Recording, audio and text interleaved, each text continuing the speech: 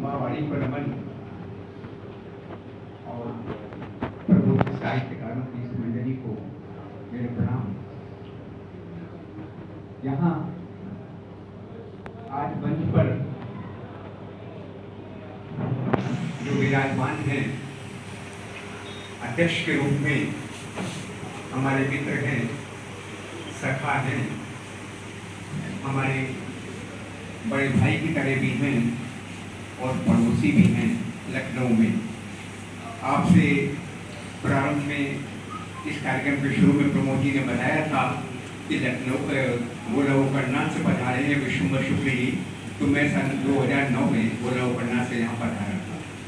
अब तो लखनऊ का ही हूँ और शिक्षा दीक्षा तो यही हुई, इसलिए गोलावकरनाथ तो मेरी कार्यस्थली रही है। इसलिए बताना चाहता हूँ कि मुझे लखनऊ का ही समझे बिना आपके दस्तखत को माना नहीं जाएगा। मंच पर उपस्थित हैं आन है हमारे डॉक्टर उमाशंकर शुक्ल जी, जैसा कि मैंने कहा कि हमारे पड़ोसी भी हैं और हमारे मुक्त लोग जो काव्यांगन हमारा है उसके वे संरक्षक भी हैं। मैं उनको नमन करता हूँ, उनका अभिनंदन करता हूँ। आज के हमारे विशिष्ट अतिथि लखनऊ का गौरव हैं, छंद सम्राट हैं, आदरणीय अशोक कुमार पांडे अशोक जी, जिन्हें कौन नहीं जानता, जिनकी सहज पाठन शैली और अभिनव छंद लोगों को मोहते हैं। मैं उनका नमन करता हूँ, स्वागत करता हूँ।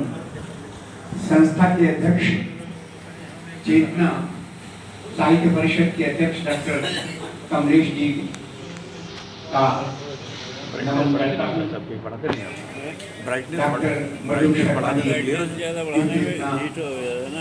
स्रोत पत्रिका के संपादक भी हैं और आज के मुख्य वक्ता भी, मैं उनको नमन करता हूँ। और सबसे अधिक अभिनंदन करता हूँ मैं डॉक्टर प्रवीण कुमार श्रीवास्तव प्रेम जी का, जो चिकित्सक हैं, पेशे से चिकित्सक, लेकिन दिल से कवि हैं। कहानीकार और कथाकार तो हर व्यक्ति होता ही है, नहीं उसकी अपनी कहानी होती है, कभी दुनिया की कहानी होती है उसके दिल में, लेकिन कुछ लोग उसे अंकित करके कथाकार के रूप में प्रतिष्ठित होते हैं। हमारे प्रवीण कुमार जी किसी को पसंद नहीं करते हैं, इनकी मैं वो किसी को अभी पसंद नहीं करते आपके अलावा। संक्षेप में इनके परिचय को देख रहा था और मैंने ये पाया कि ये पारंगत है चिकित्सा शास्त्र में, साहित्य में, कविता में, विज्ञान में, लेखन में। एक ऐसे बहुआयामी व्यक्तित्व को मेरा नमन, और उनकी पुस्तक के लिए जो भरतकुल नाम से उनकी आज ये पुस्तक प्रकाशित हुई है, उसके लिए उनका हार्दिक अभिनंदन है। ये उनकी तमाम और भी प्रकाशित संस्थाएं कृतियां आ चुकी हैं, कथांजलि है, लेखांजलि है, काव्यकुंज है, कलानिकुंज है। उन्होंने बहुत कुछ लिखा है, बहुत अधिक लिखा है। सचमुच वे कविता के, साहित्य के अनन्य प्रेमी हैं और एक श्रेष्ठ साहित्यकार हैं। यहाँ उपस्थित हैं हमारे बीच में बहुत अच्छे अच्छे श्रेष्ठ साहित्यकार। मैं किस किस का नाम लूं? हमारे अरविंद झा जी हमेशा उपस्थित रहते हैं कार्यक्रम में, दौड़ कर उनका उत्साह देख के बनता है। डॉक्टर आशुतोष जी हमेशा उपस्थित होते हैं, उनका व्यक्तित्व ही निराला है। उनके पिताश्री मेरे बहुत अच्छे मित्र थे और वो दिन मुझे गोलावकरनाथ में उनके साथ बिताए हुए दिन अभी भी याद आते हैं, जब वे वहाँ गोलावकरनाथ में कुछ समय के लिए थे अपने यहाँ से अवकाश प्राप्त करने के बाद। विजय त्रिपाठी जी बैठे हुए हैं, मेरा उनको नमन है। आदरणीय शोभा जी मौजूद है, चंद्रदेव दीक्षित जी, राजीव वत्सल जी, मैं आप सबका नमन करता हूँ। हमारे यहाँ अन्य मित्र हैं, एक ऐसे मित्र हैं जो हर कार्यक्रम में आपको दिखाई पड़ेंगे। हमारे मनमोहन बालक होती थी, आप किनारे कोने में बैठे रहते हैं, लेकिन प्रत्येक कार्यक्रम में, प्रत्येक साहित्यिक कार्यक्रम में बैठेंगे, उसकी वीडियो बनाएंगे, फिल्म लेंगे, फोटो लेंगे। इनके साहित्यिक अवदान को मेरा बहुत बहुत नमन। वैसे इनका नाम एक बहुत खतरनाक भी है, तमाचा लखनवी नाम से, लेकिन बेशक कुछ मोहक है, मनमोहक है। यहाँ हमारे नरेंद्र भूषण जी बैठे हुए हैं, मेरे अभिन्न मित्र हैं। आप सबका मैं किस किस का नाम लूं? रमाशंकर सिंह जी, जो मेरे बहुत बहुत पूर्व परिचित, गोलाउकरनाथ में जब मैं कॉलेज में था, तो ये वहाँ ट्रेन कमिश्नर के रूप में वहाँ इनका जो शुभागमन था, तो मुझे नहीं मालूम था कि कभी इनसे आगे भी कभी भेंट होगी। तब के बहुत बड़े उस समय के अधिकारी थे और कभी कभी आते होंगे, पोस्टिंग तो बाहर होंगे, लेकिन गोलाउकरनाथ में शुगर मिल होने की वजह से बनाते थे। आज उनका स्नेह मुझे मिलता है, आत्मीयतापूर्ण। ऐसी शायद ही कोई रचना मेरी होती हो जिस पर उनकी उपस्थिति न होती हो। आपको नमन है। और मित्रों, आप सबको मेरा प्रणाम है, नमन है। उमाशंकर तिवारी जी बैठे हुए हैं, जो मेरे अनन्य शुभाकांक्षी हैं, तो मैं सबको प्रणाम करते हुए, नमन करते हुए अपनी बात को थोड़ा सा आगे बढ़ाता हूँ। अभी प्रमोद जी ने कहा है कि मैं खूब बोलूं, कसकर बोलूं, तो इतना नहीं बोलूंगा कि आप ऊब जाएं, लेकिन कोशिश करता हूं कि कुछ ऐसी बातें इस कृति के संबंध में कह सकूं जो नहीं कही गई, या जिन पर कहना मैं ठीक समझता हूं, क्योंकि बहुत कुछ विस्तार से बता दिया है हमारे डॉक्टर मुदुल शर्मा जी ने कहा कि सभी कहानियों के बारे में बता दिया है, और इसका निचोड़ अशोक कुमार पांडे जी ने, माननीय पांडे जी ने उसे आपके सामने प्रस्तुत कर दिया है। मैं थोड़ी सी उसकी कुछ ऐसी बातें निकाल के बताना चाहता हूँ जिनकी ओर मैं संकेत करने में अपने को सोचता हूँ कि मेरे लिए उचित होगा कि मुझसे संकेत अवश्य करूँ। आज स्थिति यह है कि हम जैसा चाहते हैं, क्या लिखा जाना चाहिए, कितना लिखा जाना चाहिए, इस पर बात करने की जरूरत है। वास्तविकता तो यह है कि हो न कोई वीर उनमें एक ऐसा ठाव लिख, हो न कोई वीर उनमें एक ऐसा ठाव लिख, ली दुख की ही नहीं हो ढूंढ कर वह गांव लिख, ली दुख की ही नहीं हो ढूंढ कर वह गांव लिख, रोकना चाहा सुमन ने किंतु शूलों ने कहा। अपनी चार पंक्तियां ऐसे ही पढ़ रहा हूं प्रस्तावना के तौर पर। रोकना चाहा सुमन ने किंतु शूलों ने कहा, हर चुभन हंसकर झपट ले आज ऐसे पाँव ले। हर चुभन हंसकर झपट ले आज ऐसे पाँव लिख। ये मैं इसलिए कह रहा हूं कि जो कहानी का संग्रह हमारे सामने आया है, इस कहानी के संग्रह में दर्द भी है, व्यंग भी है, परामर्श भी है, और जीवन की कथा भी है, जीवन की गाथा भी है। आज की जो कहानियां हैं उसके संदर्भ में थोड़ी सी बात मैं करना उचित समझूंगा, उसके बाद इनकी रचना पर हम आते हैं। हम ये देख रहे हैं कि आज तमाम रचनाएं लिखी जा रही हैं, तमाम कहानियां लिखी जा रही हैं, लेकिन कहानियों का जो क्रम है, कहानियों की जो स्थिति है, हमेशा कल्पना की उड़ान के रूप में समझी जाती रहती है। बहुत थोड़े से कहानीकार ऐसे होते हैं जिनके तथ्य में आपको संस्मरणात्मक अबोध हो। हम आज देखते हैं कि कहानियां उसी तरह से लिखी जा रही हैं, विशेष रूप से लघु कथाएं, लघु कहानियां ऐसी लिखी जा रही हैं जैसे छोटी छोटी कविताएं लिखी जाती हैं।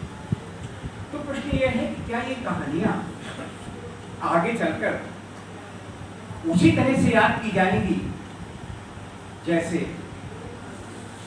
हमीद प्रेमचंद का या प्रेमचंद की तमाम कृतियों की कथाएं लोगों को जवान पर हैं, लोग समझते हैं, उनको पढ़ना चाहते हैं, तो कहानियां ऐसी लिखी जानी चाहिए। आज जो कुछ लिखा जा रहा है वे क्षणिकाएं या लघु कविताओं की तरह हैं। कथाकार कुछ इसके अपवाद भी होते हैं। मुझे हर्ष है कि भरतकुल पढ़ने का मुझे मौका मिला, अवसर मिला। इनमें से कुछ कहानियां चमत्कार से कम नहीं है, चाहे वो किसी न्यायालय की कहानी हो, चाहे रेल यात्रा की कहानी हो, चाहे मां को डिवाइडर के रूप में बनाने की कहानी हो। एक आश्चर्यजनक उपलब्धि इन कहानियों में दिखाई पड़ती है। बहुत थोड़ी सी चर्चा कर लेते हैं। 7 खंडों में विभाजित है भरतकुल। जो पहली कहानी जिस पर ये कृति का नाम लिखा गया है भरतकुल, इसके 7 खंड हैं। इसमें एक वंश की, एक परिवार की कहानी दी गई है 7 खंडों में अलग अलग। उन 7 खंडों में न जाकर मैं इतना कहूंगा, एक नन्हा सा शहर शंकरगढ़, जहाँ रेत के टीलों का अंबार लगा रहता है, टकरीली पथरीली भूमि के होने के कारण यहाँ रेत का व्यापार होता है। इसका उपयोग शीशा बनाने में होता है। पूरा शहर रेत के कारोबार में व्यस्त है। ऐसी बंजर भूमि में रसगुल्ले का मधुर स्वाद अगर हो तो कितना अद्भुत, कितना शीतल होगा। इन्होंने इससे इसकी शुरुआत की है। आप कल्पना कर सकते हैं कि इसमें कितना रसास्वादन है, कितना मोहक है ये सृजन। आइए थोड़ा सा आगे बढ़ते हैं। इन 7 कहानियों से घटकर आगे थोड़ा आ जाते हैं। एक कहानी है जिसकी चर्चा मैंने अभी की, डिवाइडर की बात की। आप सोचिए क्या ऐसा भी हो सकता है? एक माँ चाहती है कि बहू कभी मायके न जाए, वो उसका काम करे, घर में ही रहे। माँ इसके लिए बेटे को जोर देती है। बहू की स्थिति ऐसी नहीं है, संभवतः वो बेटे को या बच्चों को जन्म देने की अवस्था में होगी, तो ऐसी स्थिति में बेचारी काम नहीं कर सकती है। वो मायके जाना चाहती है, माँ मना करती है। और जब वो पति उसका पक्ष लेता है तो उसे मायके छोड़ आता है। माँ नाराज हो जाती है, घर छोड़ देती है और एक अलग झोपड़ी बनाकर रहने लगती है। ये एक डिवाइडर बन जाता है माँ और बेटे के बीच। ये कहानी का निष्कर्ष है। अच्छी लगी कहानी, छोटी सी कहानी, लेकिन उसका निष्कर्ष किस तरह से एक डिवाइडर के रूप में माँ उसमें अलग, माँ और बेटे के बीच में एक डिवाइडर बन जाता है। आइए जरा देखें न्यायालय में तो होता है। एक न्यायालय में ऐसा होता है, कोई मुकदमा जीत जाता है, उसकी जमीन पर कोई काबिज है, और जब आर्डर लेकर वो पहुंचता है तो वो कहता है हम नहीं मानते कोर्ट का आर्डर। तो वो पुलिस के पास जाता है, पुलिस आती है, उस व्यक्ति का जो कुछ कब्जा था हटा देती है, और दूसरे दिन सवेरे जब वो जाता है खुश होकर देखने के लिए जीता हुआ व्यक्ति पाता है कि वहां पक्की दीवार खड़ी कर दी गई। फिर वो जाता है पुलिस के पास, फिर पुलिस आती है, फिर दीवार गिरा देती है। उसके बाद अगले दिन वो खुश हो जाता है तो दीवार भी गिर गई, फिर दीवार नई खड़ी हो चुकी होती है। ऐसा 2-3 बार होता है और अंततोगत्वा वो व्यक्ति परेशान होकर बहुत कम दाम में किसी को भूमि बेच देता है जिसको नहीं बेचना चाहता। ये एक संकेत है हमारे ये व्यवस्था का कि किस तरह से न्यायालय को भी नहीं माना गया और व्यक्ति जो दबंग है बस वही दबंग बना रहता है। आइए एक रेल यात्रा की कहानी, बहुत छोटी सी कहानी नहीं है, एक संदर्भ बता रहे हैं आपको।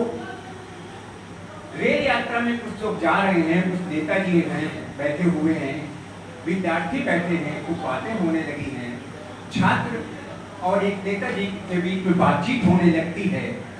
फिर अचानक नेताजी से छात्र पूछने लगता है कि नेताजी आप ये बताइए कि आप अपने चेलों के साथ, नेताजी भाषण दे रहे थे काफी समाज सेवा का, राष्ट्र का, देश का, तो बोला आप ये बताइए आप अपने चेलों के साथ यात्रा कर रहे हैं, सच बताइए कि क्या सब लोगों के पास टिकट है? टिकट आपने ले लिए हैं? नेताजी इस प्रश्न से हतप्रभ रह जाते हैं और वे कहते हैं कि हमको जनता वोट देकर चुनती है। जब सुनिएगा, हमको जनता वोट देकर चुनती है, हम आम जनता से अलग हैं। टिकट कटाना जनता का उत्तरदायित्व है। अगर हम टिकट कटाकर यात्रा करें तो हम में और जनता में फर्क क्या रह जाएगा? अगर हम टिकट कटाकर यात्रा करें तो हम में और जनता में फर्क क्या रह जाएगा? तो देखिए कितना अच्छा व्यंग्य किया है हमारे इस रत्नाकार ने। बधाई हो आपको डॉक्टर प्रवीण जी। इसी तरह से और तमाम कहानियां हैं, लेकिन इस एक और कहानी को मैं संकेत करना चाहता हूं जिसमें अनजाने में ये इतनी अच्छी बातें लिख गए हैं, सुनकर आपको आश्चर्य होगा। दो मित्रों के बीच में वार्ता चल रही है, कभी हिंदी की कभी उर्दू को, एक उर्दू का पक्षधर है, एक हिंदी का पक्षधर है, इस तरह की बातचीत होती है। तो दूसरा लड़का बोलता है, जब मातृभूमि पर संकट आता है हमारी मातृभाषा कूटनीति की भाषा बन जाती है। जब राज्य पर संकट आया राजनीति की भाषा बनी है। जब अंधविश्वास और कट्टरता का संकट आया तो व्यंग्य रूप में सुधारक बन जाती है। जब सुख की चाह में हम चलने की कस्में खाने लगते हैं तब सहिष्णुता की भावना बन जाती है। और ये भाषा ही श्रृंगार और सुख का आधार है।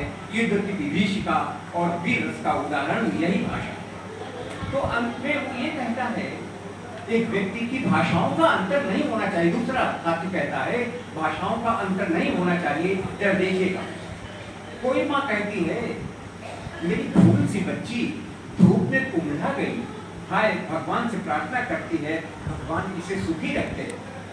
और उर्दू बोलने वाली माँ कहती है हाय मेरी बच्ची खुदा रहम करे, मेरी बच्ची को खुश रखे, इतनी धूप में मेरी बच्ची झुलस कर काली हो गई है, खुदा खैर करे। आंग्ल भाषा में उसकी माँ कहती है oh my baby God bless you, very tough time wait, good time will come when you will be please, God is great. इन उदाहरणों ने सिद्ध कर दिया है कि मानवता की भाषा एक होती है, सार्थक। बहुत बहुत बधाई हो डॉक्टर प्रवीण जी इतनी अच्छी बात लिखने के लिए। और मैं तो यही कहूँगा कि सचमुच आपने कहीं कहीं तो इसको मोती पिरो दिए हैं। और मैं बहुत बहुत आपको आभार, धन्यवाद, बधाई, अभिनंदन करना चाहता हूँ। आप सबका बहुत बहुत धन्यवाद। डॉक्टर प्रमोद जी को बहुत बहुत आभार। उन्होंने संचालक के रूप में बहुत अच्छी भूमिका में निभा रहे हैं और मुझे बड़े स्नेह से उन्होंने बुलाया है। आप सबका धन्यवाद, नमस्कार।